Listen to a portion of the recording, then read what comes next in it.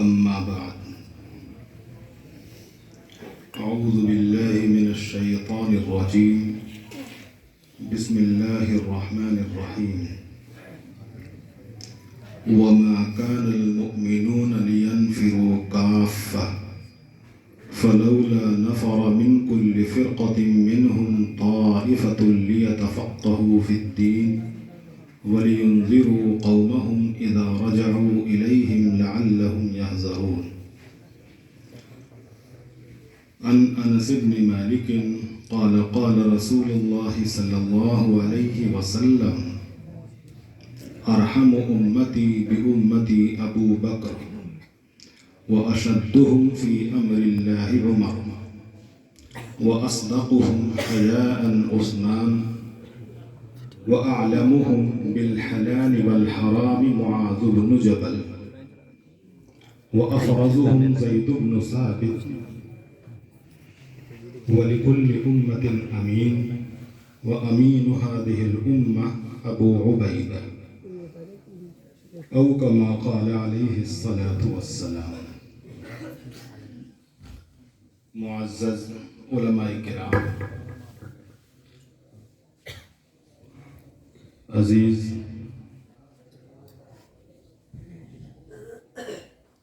طلبہ اور دیگر موقر حاضرین، جامعہ شاہ ولی اللہ مراد آباد کے صحن میں یہ ایک امتیازی حیثیت لیے ہوئے جامعہ کے سرو سروا اور ہمارے بہت ہی مخلص اور محب مکرم حضرت مولانا مفتی محمد اسعد قاسمی سنبھلی کی زیر نگرانی جاری یہ اجلاس اپنے اندر ایک عجیب انفرادیت رکھتا ہے۔ یہ عام جلسوں سے بہت مختلف ہے۔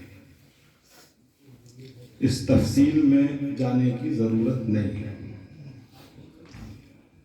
حضرت مولانا کا اصرار، اس اصرار کی خاطر میں آپ حضرات کے سامنے حاضر ہوا اور چند باتیں مختصر انداز میں آپ حضرات کے سامنے کر کے پھر کارروائی آگے شروع کرنے کا راستہ ہموار کر دیا جائے گا۔ حضرات علماء کرام تشریف فرما ہیں اور بڑے ہی موقر اور جبال علم کی حیثیت رکھنے والی شخصیات اس اجلاس میں شریک ہیں۔ ہونا تو چاہیے تھا ہم سب ان حضرات سے استفادہ کرتے، ان کی دعائیں لیتے۔ ان حضرات کی موجودگی اور حاضری بھی ہمارے لیے باعث سعادت ہے۔ ان کی موجودگی کو مد نظر رکھتے ہوئے بات کو مختصر ہی کرنے کا ارادہ ہے۔ یہ تو ہم سبھی جانتے ہیں اور یقین ہے، روایات کے اندر یہ مضمون بہت کثرت سے آیا ہے، ہر ایمان والے پر علم کا حاصل کرنا ضروری اور فرض ہے۔ کتنا علم حاصل کرنا ضروری ہے؟ علماء کرام نے تفصیل لکھی ہے کہ ہر ایمان والے پر اتنا علم، کم سے کم اتنا علم حاصل کرنا تو ضروری ہے کہ وہ اس کے عقائد درست ہو جائیں، حلال و حرام کو جان جائے، پاک اور ناپاک کو سمجھ جائے، نماز کا طریقہ اور نماز کے تعلق سے ضروری اور بنیادی باتیں معلوم ہوں، اور دیگر عبادات کے تعلق سے بھی موٹی موٹی اور اہم باتیں معلوم ہو جائیں۔ جس شعبے میں اور جس طبقے میں بھی وہ رہتا ہے، جس سے بھی تعلق رکھتا ہے، اس شعبے اور اس طبقے سے متعلق دین کی ابتدائی، اساسی اور بنیادی چیزوں کا اتنا علم ہونا ہر ایمان والے کے لیے ضروری ہے کہ ان باتوں کی وجہ سے اس کا قدم دین کے دائرے سے باہر نہ نکل سکے. اتنی موٹی موٹی باتیں جاننا یہ طلب العلم فریضۃ میں آتا ہے علماء کرام کی تفصیل کے مطابق. یہ وہ ذمہ داری ہے جو ہر ایمان والے کی. کوئی بھی ایمان والا مرد یا عورت اس سے مستثنی نہیں ہے. اگر اس فریضے سے غفلت برتی جائے گی تو یہ مواخذے کا سبب بنے گا. لیکن یہ بنیادی معلومات، اساسی معلومات جو ہر ایمان والے کی ذمہ داری بتائی گئی، یہ بنیادی معلومات اور اساسی معلومات، ابتدائی معلومات ایک ایمان والے کے لیے عمل میں معاون ہے. اس کا عمل صحیح ہو جائے، اس کا عمل غلطی سے محفوظ رہ جائے. اور جو لوگ معلومات حاصل کرتے ہیں، عموماً جو بھی ایمان والا دین پر چلتا ہے اور پابند ہوتا ہے دینی احکام کا، وہ اتنی معلومات حاصل کر لیتا ہے حضرات علماء کرام کی مدد سے یا دیگر ذرائع سے. لیکن یہ ابتدائی اور بنیادی معلومات عمل میں معاون ہوتی ہیں کہ وہ عمل غلطی سے محفوظ رہ جائے، صحیح ہو جائے. نماز صحیح ہو جائے، غلطی سے محفوظ رہ جائے. روزہ صحیح ہو جائے، غلطی سے محفوظ رہ جائے. یہ ابتدائی معلومات ہیں. لیکن صرف اتنا تو کافی نہیں کہ آدمی اتنا جان لے کہ اس کی نماز صحیح ہو جائے، اس کا روزہ صحیح ہو جائے، اس کا ایمان صحیح رہ جائے. کیونکہ جیسے جیسے زمانہ ترقی کرتا ہے، حالات تبدیل ہوتے ہیں، نئی صورتحال بدلتی ہے، تو اس کے اعتبار سے جو مسائل ابھرتے ہیں، صورتحال میں تغیر پیدا ہوتا ہے، تو یہ اساسی اور بنیادی معلومات ناکافی ہو جاتی ہیں. مسائل کبھی کبھی حالات کے تغیر کی وجہ سے ایسی پیچیدہ شکل اپنا لیتے ہیں کہ ایک عام مومن اس میں حیران ہو جاتا ہے کہ اب کیا کیا جائے، اور مجبور ہو جاتا ہے وہ اپنے سے زیادہ علم رکھنے والے سے رابطہ کرنے پر کہ آج تو ایسی صورت پیش آئی نماز میں، بتائیے مولانا کیا کیا. یہ ہمیں اس بات کو سمجھاتا ہے کہ صرف اساسی معلومات اور بنیادی معلومات پر ہی اکتفا کرنا یہ بہت بڑی غلطی ہے. ہر ایمان والے کے لیے اتنا ضروری ہے، اس سے مفر نہیں ہے، اس سے استثناء نہیں ہے. لیکن سب اسی پر اکتفا کر لیں، یہ غلطی ہے.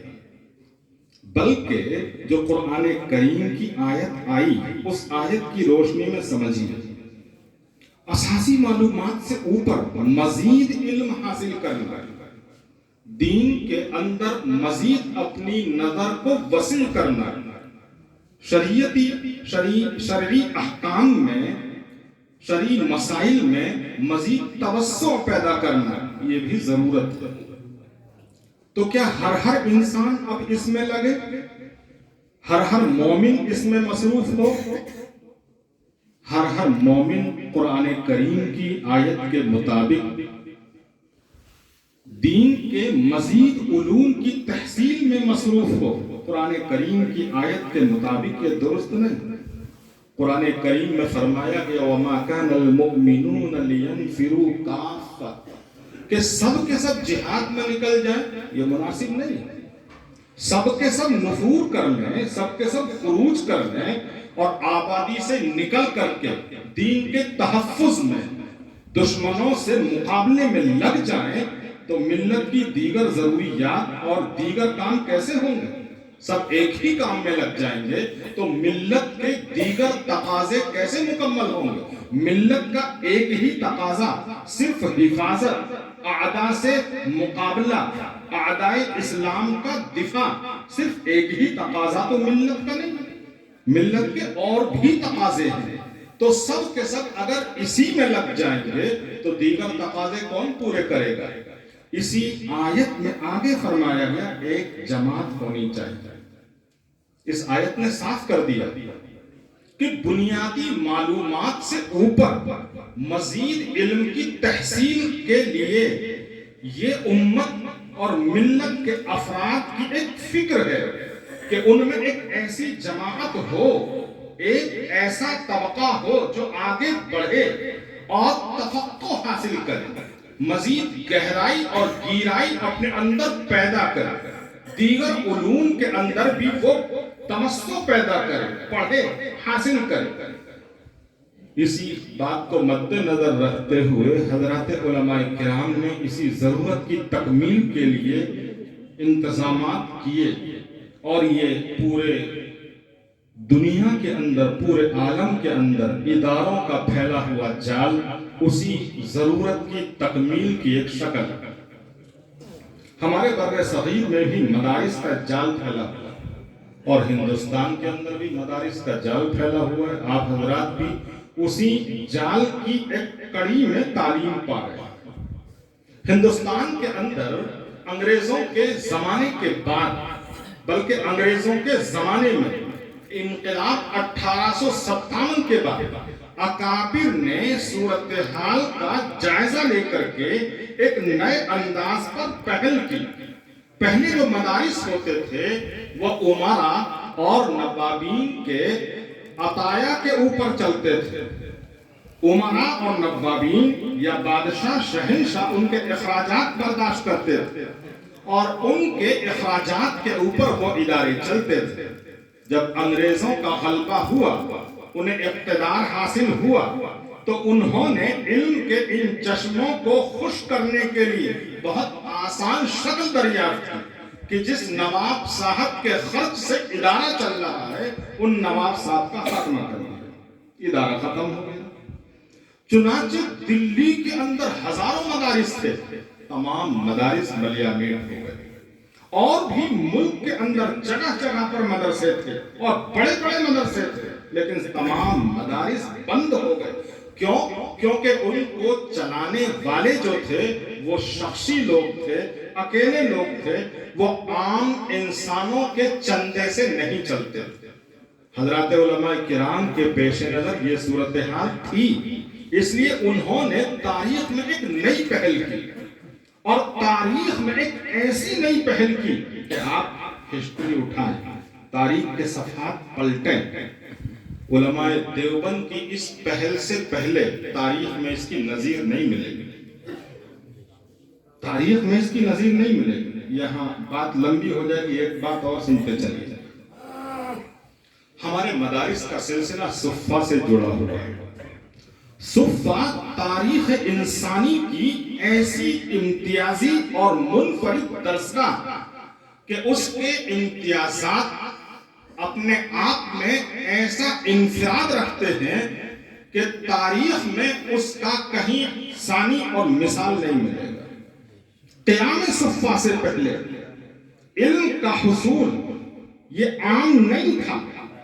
آپ تاریخ اٹھا لیں، ہسٹری کے صفحات پلٹ لیں، قیام صفہ سے پہلے نبی پاک صلی اللہ علیہ وسلم کی درسگاہ کے قیام سے پہلے علم کا حصول ہر انسان کو اس کی اجازت نہیں تھی، بلکہ ہمارے اس علاقے میں بر صغیر میں تو صورتحال بڑی عجیب تھی۔ ایک مخصوص طبقے کی اجارہ داری تھی۔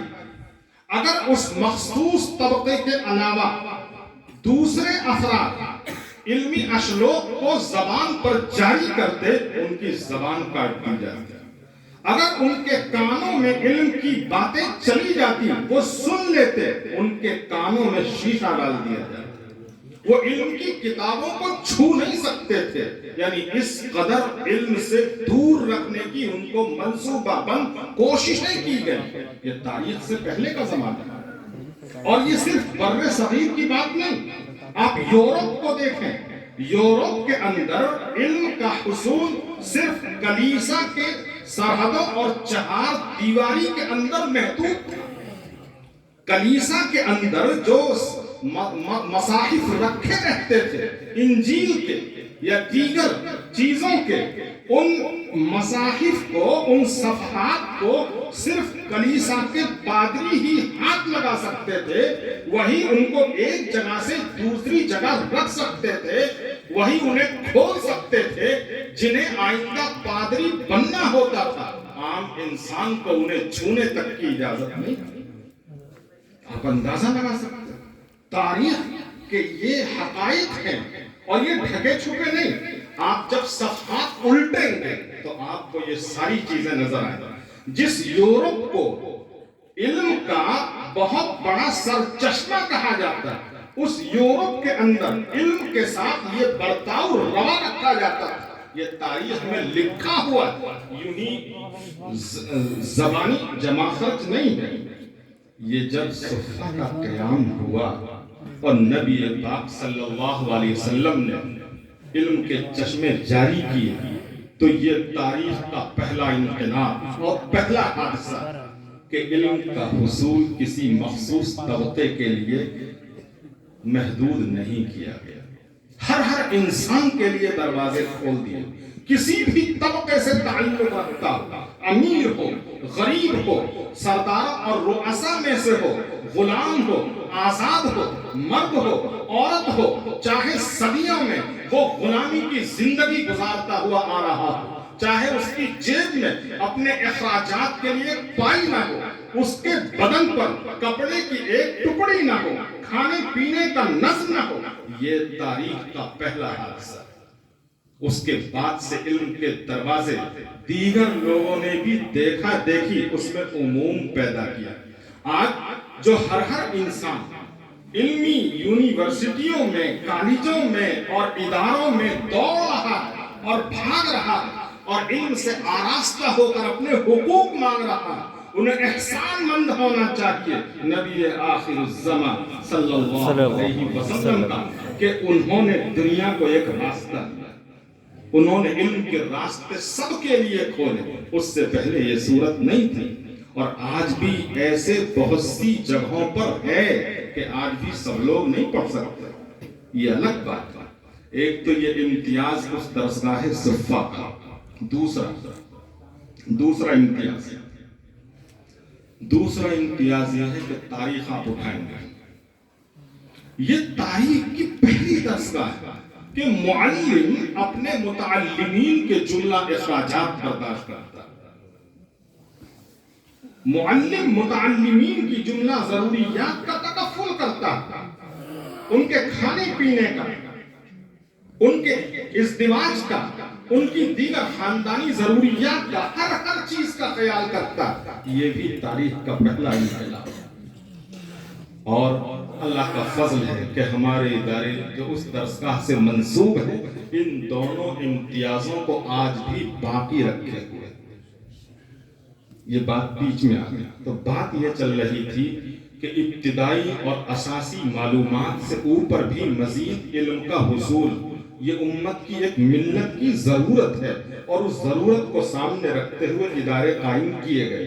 چنانچہ درس نظامی پر مشتمل ملک کے اور بر صغیر کے بلکہ پورے عالم کے چپے چپے پر جو ادارے قائم ہیں ان میں اسی ضرورت کی تکمیل کی کوششیں کی جاتی ہیں۔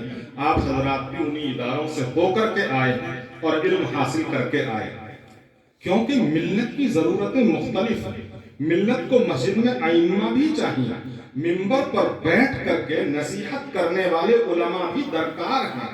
اگر کہیں فتنے رونما ہوں تو ان فتنوں کی قلی کھولنے والے، ان کی بنیاد اور جڑ کو اکھاڑنے والے، ان کا رخ پھیرنے والے بہترین واعظ اور مقرر بھی درکار ہیں۔ اور اگر کوئی فتنہ پرداز قلم کے ذریعے سے شکوک اور شبہات پیدا کرتا، لوگوں کے ذہنوں کو خراب کرنے کے لیے اپنے قلم کا استعمال کرتا، تو اس کی جواب دہی کے لیے بھی علماء درکار ہے۔ ان اداروں میں ان تمام ضروریات کو سامنے رکھتے ہوئے نصاب اسی انداز کا بنایا گیا اور ایک کھیپ تیار ہوتی ہے، اور آج کے زمانے میں یہ تعداد بہت بڑی ہے اگرچہ ضرورت کے اعتبار سے کم ہے۔ اب اس میں اور ہم آگے چلتے ہیں، لیکن جیسے جیسے زمانہ آگے بڑھتا ہے ویسے ویسے تقاضے مختلف ہوتے چلے جاتے ہیں۔ یہ عالم جو درس نظامی سے فاضل ہو جاتا ہے، دارالعلوم دیوبند سے فاضل ہو جاتا ہے، ندوۃ العلماء سے فاضل ہو جاتا ہے، مظاہر علوم سے فاضل ہو جاتا ہے، یا اسی نہج پر چلنے والے کسی بھی ادارے سے فاضل ہو جاتا ہے، وہ عالم بن جاتا ہے اور قوم کی ضرورت کے کسی نہ کسی حصے میں وہ تکمیل کا حصہ بن جاتا ہے، ضرورت پوری کرنے لگتا ہے۔ لیکن اس کے باوجود بھی ضروریات ایسی ہیں کہ مزید اس میں ضرورت باقی رہ جاتی ہے۔ ہمارے اکابر علماء کرام کی زندگیوں میں اگر غور کیا جائے تو اس میں یہ ملے گا کہ فاضل ہونے کے بعد ہمارے اکابر نے اپنی محنت، اپنی دلچسپی سے کسی ایک فن میں اختصاص پیدا کر لیا اور وہ اس فن میں نہایت بصیرت والے اور نہایت اس فن میں اعلیٰ مقام پر پہنچ گئے۔ اس سلسلے میں بہت سارے نام پیش کیے جا سکتے ہیں، حضرت علامہ انور شاہ کشمیری، حضرت شیخ الہند علیہ الرحمہ، اور بھی بہت سے سینکڑوں نام پیش کیے جا سکتے ہیں۔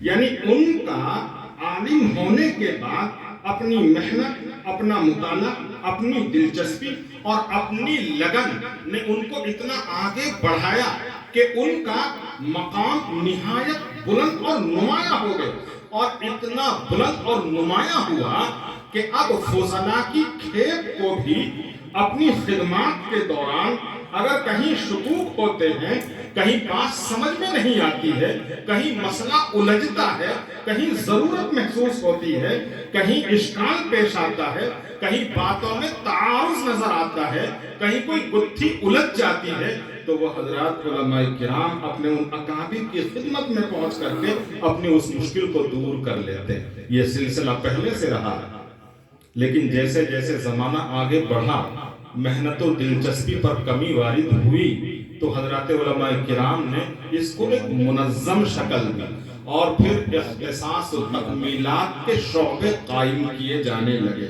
دارالعلوم دیوبند کے اندر متعدد تکمیلات کے شعبے قائم ہیں اور ان میں ضرورت کے اعتبار سے اضافہ ہوتا رہتا ہے۔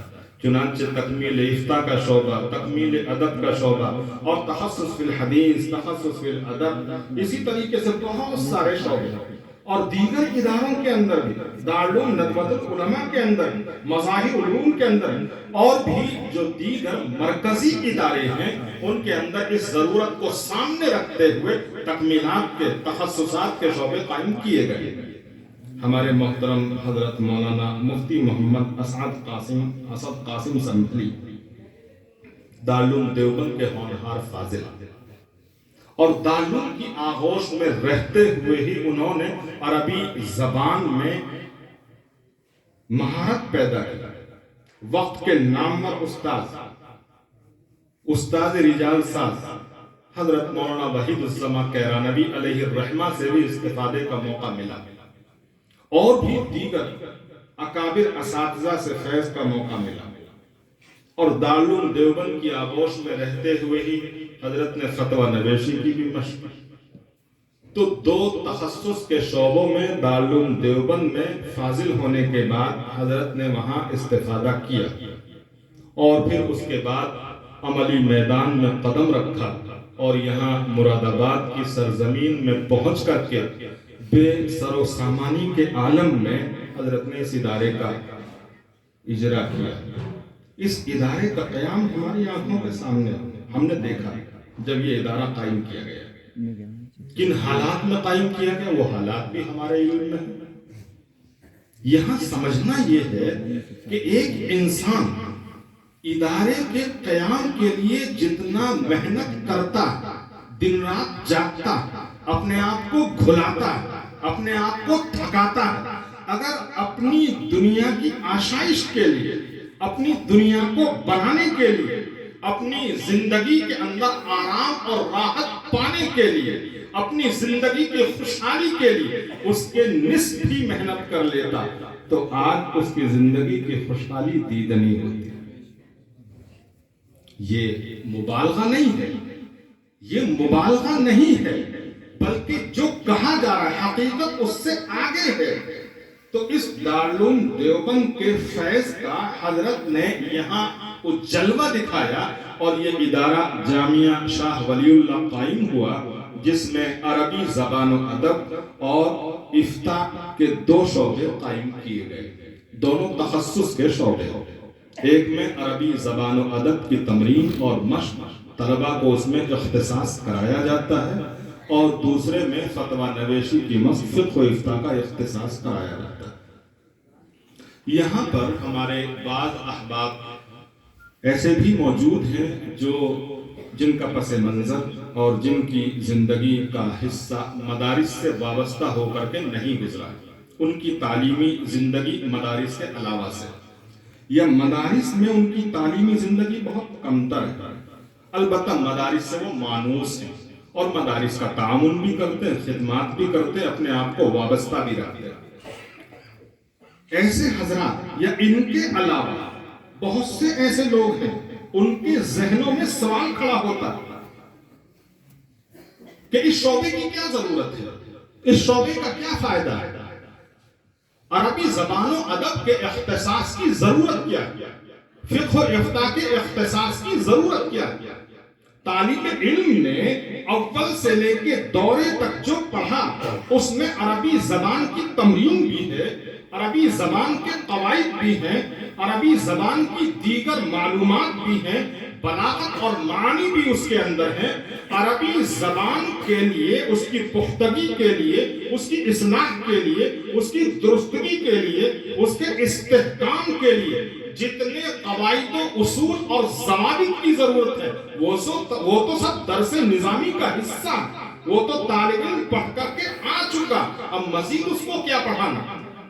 فقہ و افتاء میں درک کے لیے، بصیرت کے لیے جتنی چیزوں کی ضرورت ہے، وہ تو سب درس نظامی کا حصہ ہے. اب مزید وقت کس چیز میں لگانا؟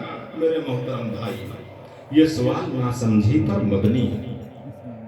آپ کو معلوم ہونا چاہیے کہ آج کے زمانے میں ہر چیز میں آدمی اسپیشلٹی ڈھونڈتا ہے.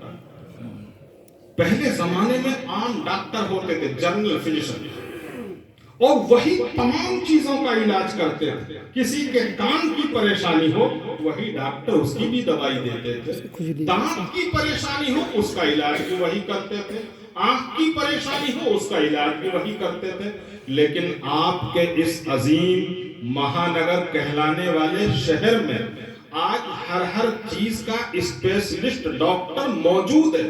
اور اگر آپ کی جیب میں وسعت ہے، گنجائش ہے، اللہ نے زندگی میں آشائش رکھی ہے، تو آنکھ کے اندر پریشانی ہونے کے باوجود آپ اسپیشلسٹ کے پاس ہی جائیں گے، جنرل کے پاس نہیں جائیں گے. اگر دانت میں دقت ہوتی ہے، آپ عام ڈاکٹر کے پاس نہیں جائیں گے، آپ اسپیشلسٹ ڈینٹسٹ کے پاس جائیں گے. یہ زمانہ اختصاص کا، یہ زمانہ اسپیشلٹی کا ہے. جب ہر چیز میں آپ اسپیشلٹی کے طالب ہیں، اختصاص کے طالب ہیں، تو میرے محترم بھائیو، آپ شرعی نقطہ نظر سے اگر دیکھیں تو اس میں بھی اسپیشلٹی اور اختصاص کی ضرورت ہے. اور نہ صرف ضرورت ہے بلکہ اشد ضرورت ہے. اور آنے والے زمانے میں یہ تقاضے مزید بڑھیں گے، یہ ضرورت مزید گہری ہوگی. کیوں؟ اس کی ایک وجہ. اور یہ اسپیشلٹی آج کی ایجاد نہیں ہے. کبھی آپ سمجھیں کہ یہ نیا کیا شروع کر دیا. یہ اسپیشلٹی آج کی ایجاد نہیں ہے. ابھی میں نے آپ حضرات کے سامنے روایت پڑھی، آپ نے روایت پہ غور نہیں کیا. روایت میں نبی پاک صلی اللہ علیہ وسلم کے الفاظ کیا؟ ارحم امتی بی امتی ابو بکر، اشدہم فی امر اللہ عمر، اصدقہم حیاء عثمان. اس کے بعد آپ پڑھیں اعلمہم بالحلال والحرام معاذ بن جبل. اعلمہم بالحلال والحرام معاذ بن جبل. اعلم کا لفظ کیا سمجھاتا ہے؟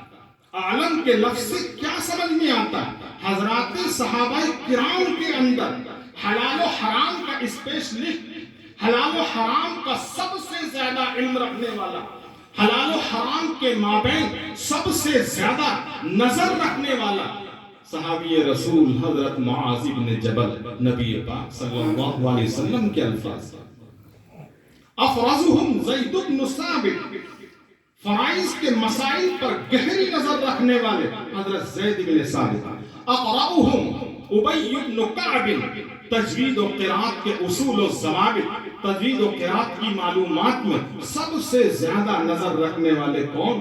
حضرت ابی بن کعب۔ یہ اسپیشلٹی آج کی ایجاد نہیں ہے، یہ ہمیشہ سے ہے، اور یہ جیسے جیسے زمانہ آگے بڑھے گا اس کے تقاضے اور ضروریات بڑھتی چلی جائیں گی۔ عربی زبان و ادب پر آپ نے درک حاصل کیا، زبانی بھی اور تحریراً بھی آپ نے اس میں مشق بہم پہنچائی، محنت کی۔ عربی زبان و ادب ہمارے ایمان کا حصہ، ہماری شرعی ضرورت ہے۔ اگر کوئی شریعت میں نظر گہری کرنا چاہے، شرعی اصول کو گہرائی اور گہرائی کے ساتھ سمجھنا چاہے اور ایک ملکہ اپنے اندر پیدا کرنا چاہے، عربی زبان میں درد کے بغیر ناممکن۔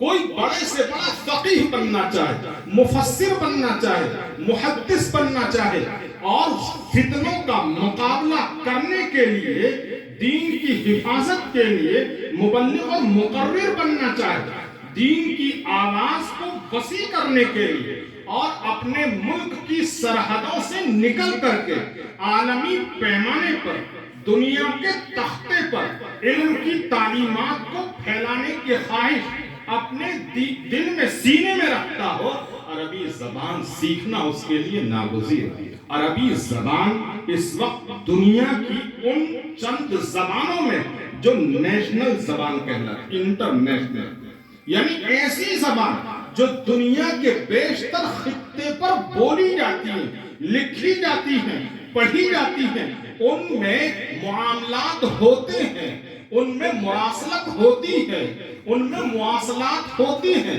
ان میں اخبارات و جرائد نکلتے ہیں، میگزینز شائع ہوتے ہیں۔ اتنے بڑے پیمانے کی یہ عربی زبان ہے۔ چنانچہ اگر آپ روزگار بھی کرنا چاہیں، دنیا کی خوشحالی چاہیں، تو عربی زبان اس میں بھی معاون ہوگی۔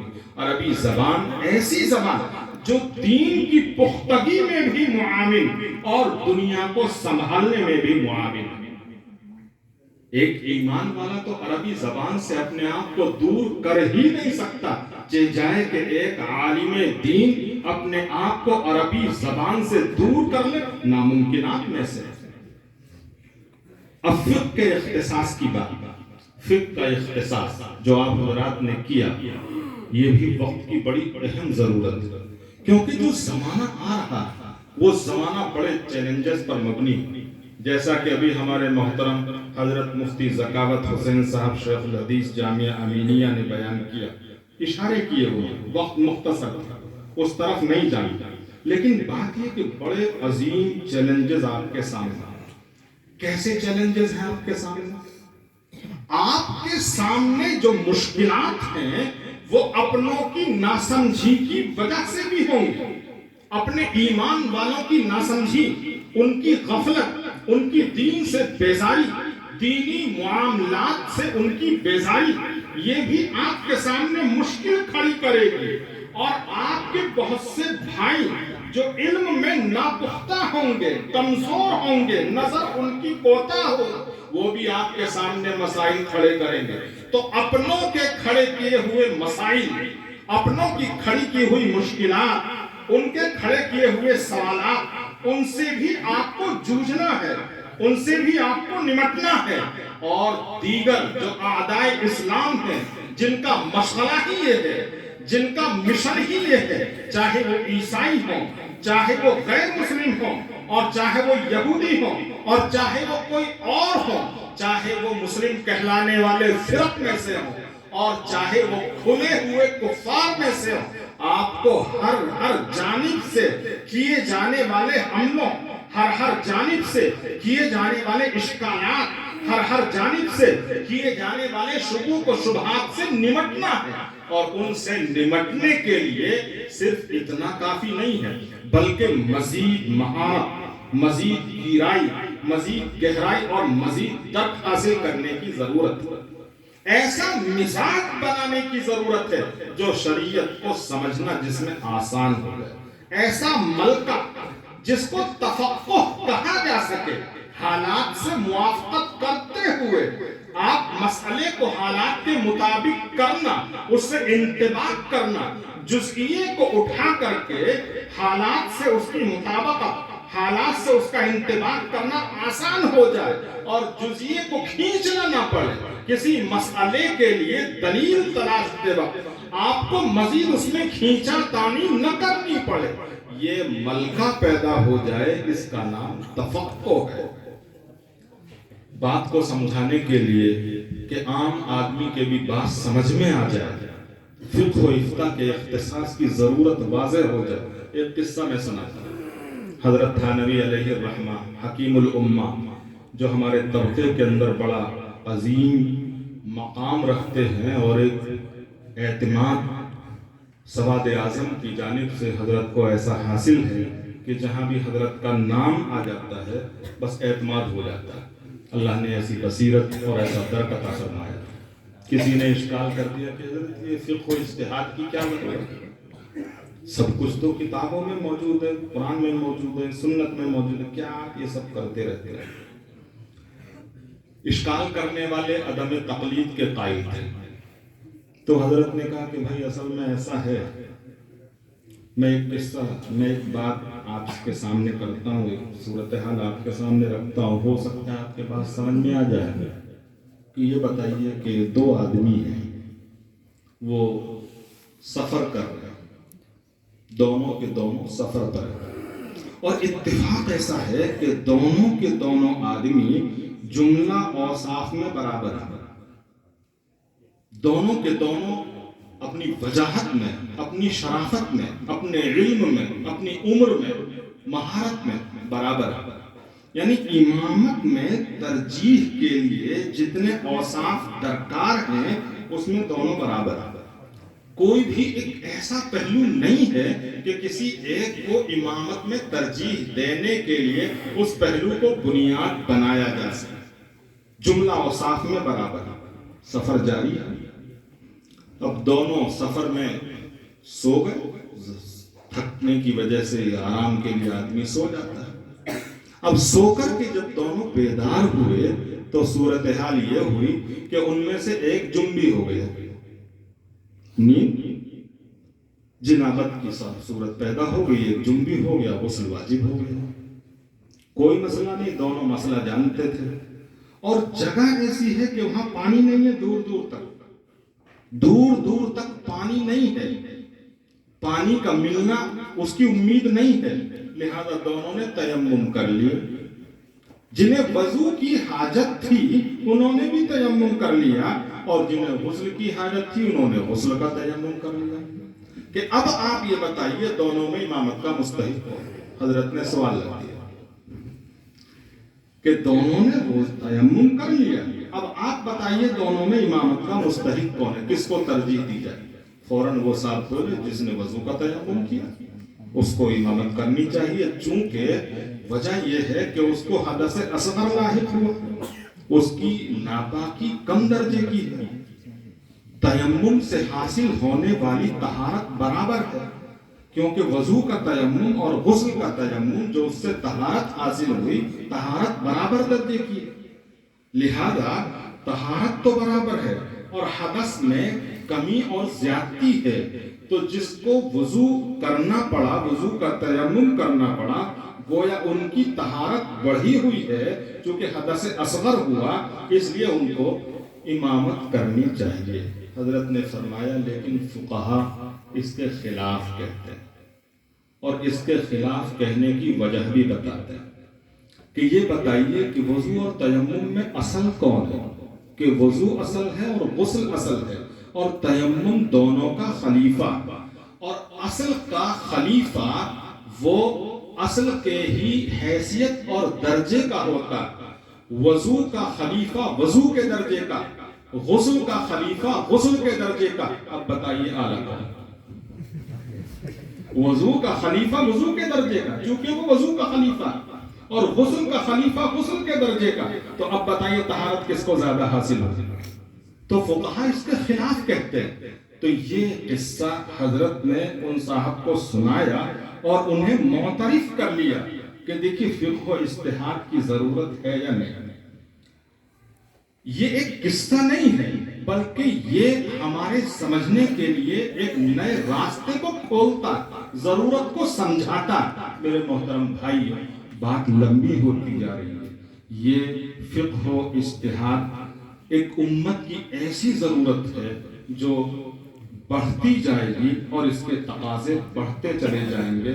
آپ حضرات خوش نصیب ہیں، اللہ تبارک و تعالیٰ نے آپ کو ایک مستند اور معتبر درسگاہ میں ان دونوں شعبوں میں اختصاص کرنے کا موقع فراہم کیا۔ یہ سعادت کی بات ہے، ورنہ تو کتنے ایسے آپ کے بھائی بھی ہوں گے جو خواہش رکھتے ہوں گے، کوشش بھی کی ہوگی، اپنی حد تک انہوں نے جو بھی ان کے لیے ممکن ہو سکا ہوگا شکلیں اس میں داخلے کی اپنائی ہوں گی، لیکن اللہ کی طرف سے فیصلہ نہیں ہو سکا، اس لیے اپنے آپ کو سعادت مند سمجھنا چاہیے۔